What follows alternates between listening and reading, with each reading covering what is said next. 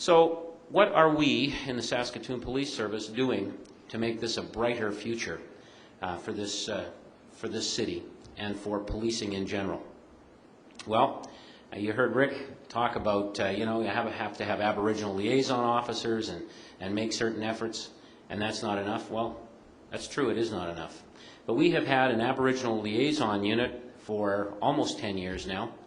That unit was doubled from 1 to 2 people in the last 5 years. And they are it's tough getting resources, I want to tell you that. We'll get into budget later.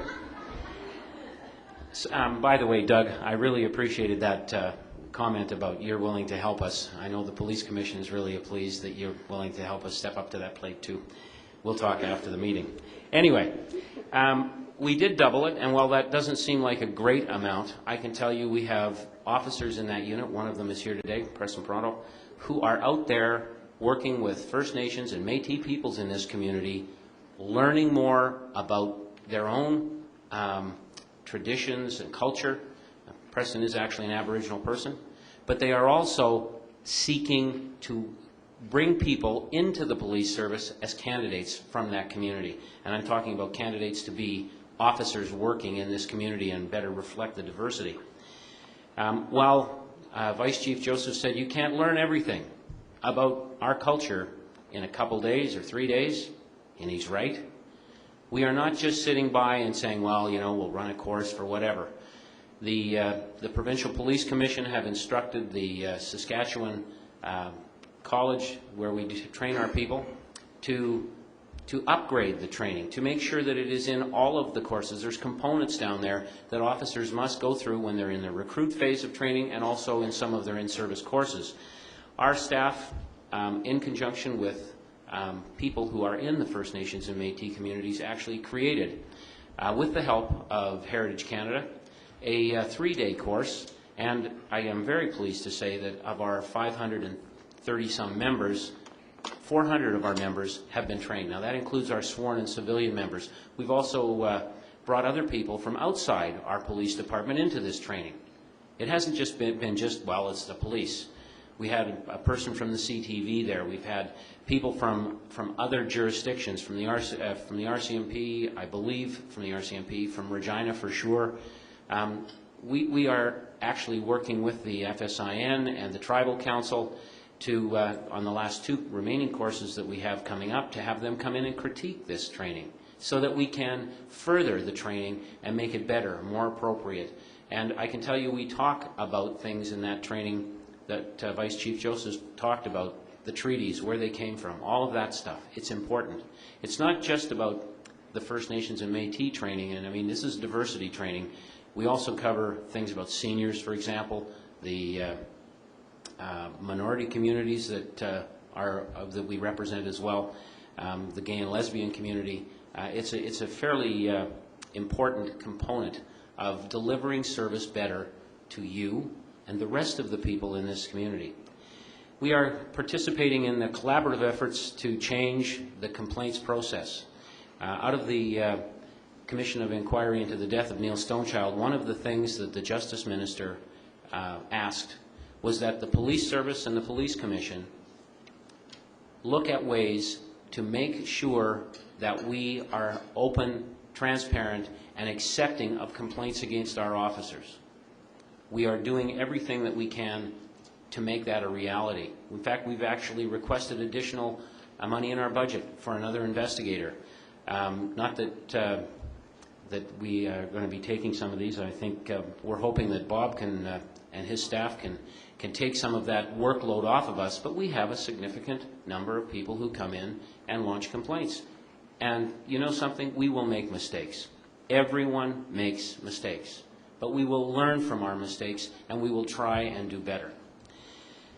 And I can assure you that under the direction of Doug Moen, that committee is making great progress. And as Mr. Mitchell has highlighted, this new complaints process has a lot of potential. And as I think our police service has a lot of potential. We are currently, and I guess this is what is important, we are currently seeking ways of hiring and identifying First Nations and Métis peoples to have them become part of our organization as frontline service delivery people, so they better reflect the community we serve. We currently have 67 of our members out of 375 sworn members. 67 of them are eligible to retire. That's 18%. That's today. In addition, we have another 59 officers coming eligible to retire in the next 5 years. What that should be saying to you is, you know what? We can change the face of this police service significantly. We can't sit back and say, you know what, we don't trust the police, we don't this the police, we don't that the police, because it is up to you, your friends, your relatives, and this community as a whole to identify those people, those qualified candidates from the First Nations and Métis communities to step forward and say, I want to make a difference in this community, I want to deliver policing which is appropriate. We can change this whole view of the police service and the police services in this province with your help. But we need your help, and we need people who are willing to step up to the fray and say, I'm willing to do this. We've got great people in our organization. I'm very proud of them. They deliver service and they just do it to the best of their abilities, and we make mistakes, no question.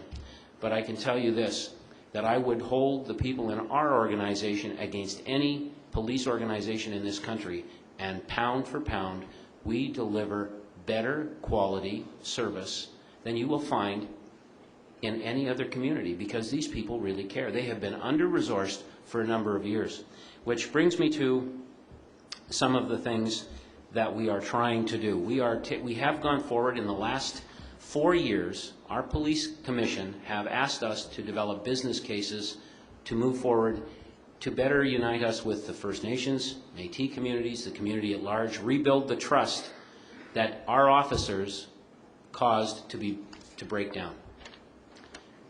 Well, we have taken forward budgets which are significant. I want you to know that the names Russ and Sabo are both 4-letter words when it comes to budget, because every time I go over to see the Board of Police Commissioners and City Council, I've got my hat in my hand and I'm saying, we need your help, we need your support, we need the citizens of this city to step up and help us deliver the service that we want to deliver.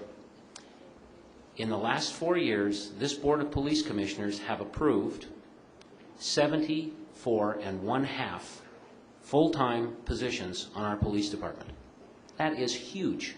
That is almost 18% increase in our base budget and in our staffing. And it doesn't just stop there, because Council has approved all but our current budget that's going forward without question. The provincial government have stepped up to the plate, and they have given us in the last 4 years 6 additional positions to help us deliver the services better. In fact, I think we've got 22 or 23 positions in our police department that are funded by the provincial government, because they see that it is important. So I don't think this is a problem that people don't recognize as significant. Are we doing a good job? I think we're doing a reasonable job. Can we do a better job? You bet. I heard comments today about training. Are you delivering the training? You know, we're so busy at times doing our jobs that we sometimes don't get a chance to set up and do the things that set the foundation to make the difference. Well, we're trying to make that difference. It's like trying to change the wheels on your car when the car is moving. It's not that easy to do, but I think we are making a significant difference. I think the things that the speakers on the panel this morning have said to you is it's going to take time, and that is very true. It will take time, and it will take each of you, along with each of us and our colleagues, working together. But I truly believe that this province can show the rest of Canada how it can be done. We cannot be apathetic, and we cannot say, well, you know, it costs too much. Because if you go back, and some of you in here are far too young to remember this, but back in 1980, the interest rates were around 20%. I look back and I think, you know, my dad told me, you know, if you invest $10,000 today, son, you're going to have a lot of money in a few years. I didn't have $10,000. Today, if I had $10,000 at the current interest rates, it would be my grandchildren that would have a pile of money, because it will take that long.